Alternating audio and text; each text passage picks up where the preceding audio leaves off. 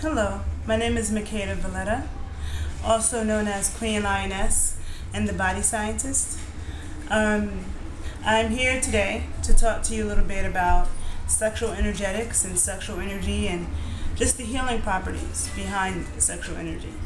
I have been involved in sexuality education since I was in high school, probably junior high school, women's reproductive rights, and sexuality education. So when I was in high school, I would go around New York City and do workshops with my peers about their ideas about sexuality, not just talking about STDs and all the STDs you can get, but actually their thoughts and ideas about sexuality and gender, and also women's reproductive rights and grassroots advocacy, just being involved in legislation.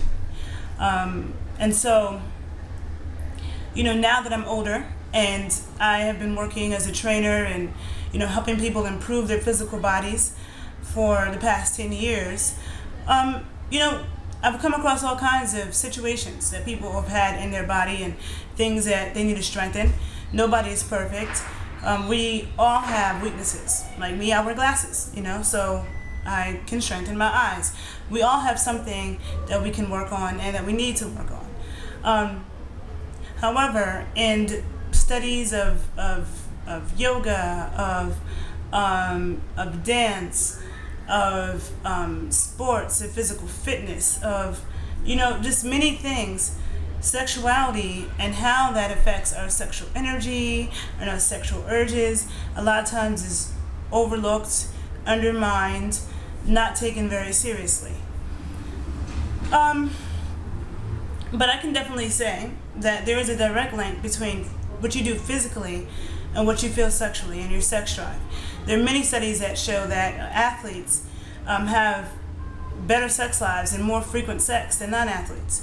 A lot of it has to do with them, going hard all the time, which increases testosterone. If they're a power athlete, for power athletes who are doing, using their fast twitch muscle fibers, type 2, fast twitch muscle fibers, very explosive sports like football, American football, soccer, and basketball, and baseball, and tennis, and hockey, track and field.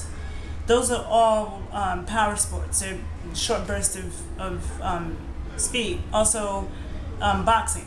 So, power activities, strength activities increase testosterone. Testosterone fuels your sex drive in men and women. It makes you have more sexual thoughts.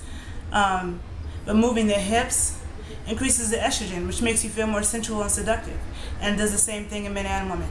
So it's important for men and women, both to be physically active, and that affects our bodies in many ways, and part of it is our sexual energy. Also increasing the circulation of blood in our body, and circulation is linked to, good circulation is definitely necessary for a man to have a good, strong erection. And it's also necessary for women to get aroused and for that area to swell, because that's blood flow. So good circulation also will help improve your sensitivity and feeling during sex, okay?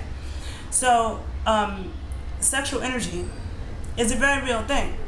If you look at a lot of ancient artwork, ancient stories, creation stories, which are called myths. I don't like to call them myths because I don't believe that they're myths, not metaphors, maybe.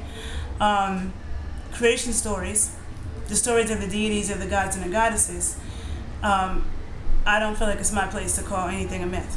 Okay, this is number one. But let's just say, if we look at the tales, the art, the artwork, the ancient artwork from many cultures around the world, we find very erotic sexual artwork all throughout Asia, in China, in Japan, in India, throughout Africa, all throughout the continent of Africa, all throughout the Americas, all throughout California and Mexico and Peru and Brazil and Ohio.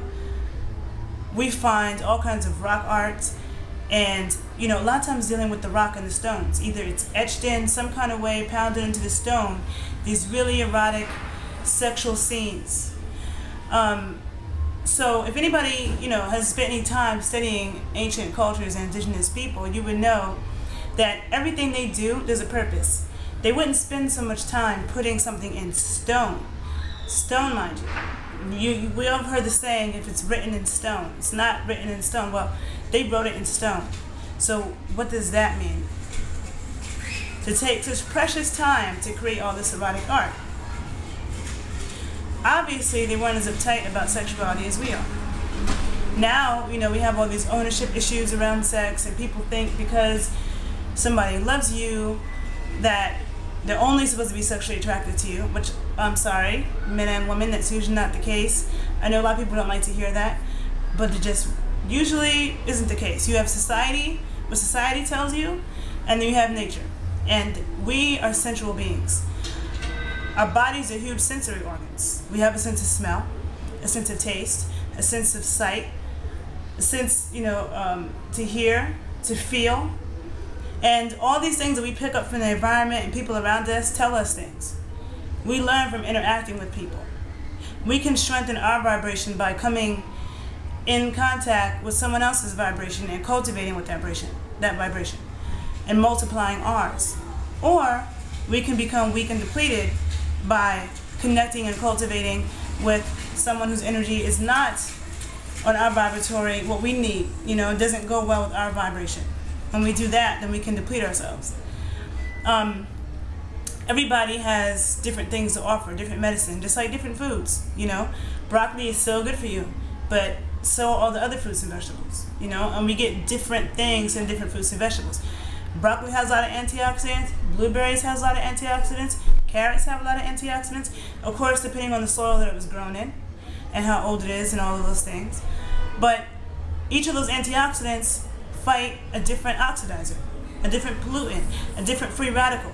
So each, there's different kinds of antioxidants that work on different kinds of free radicals. That's all mathematics, okay? So that's why we need a variety of fruits and vegetables, a variety.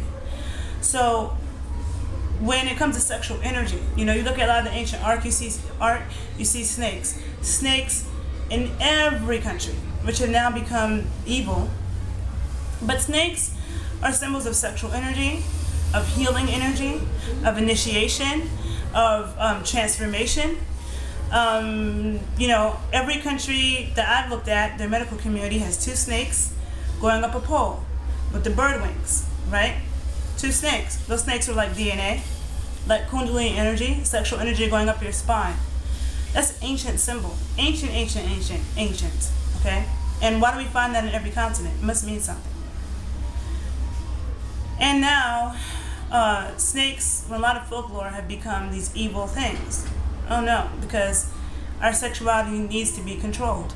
Now, in much of the world, we're just told when we get sex ed that sex is for reproducing, and that's it.